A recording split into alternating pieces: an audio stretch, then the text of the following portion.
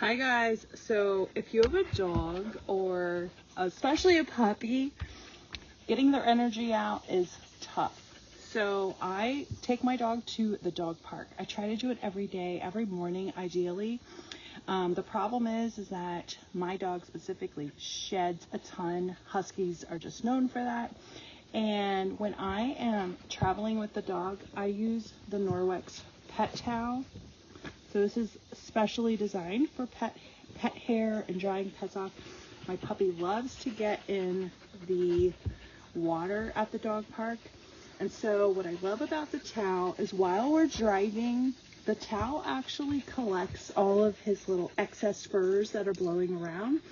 And when we're ready to go back in the house, when we're ready to come home, I will dry him off with this, and it removes grease, grime, dirt, anything you picked up at the dog park. It also removes 99% of bacteria and all those excess hairs that are shedding.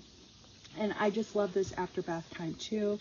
It has two little pockets for your hands, which make it really easy to rub the dog down and get him all clean without making him feel like that's what you're doing. It just kind of feels like a pet.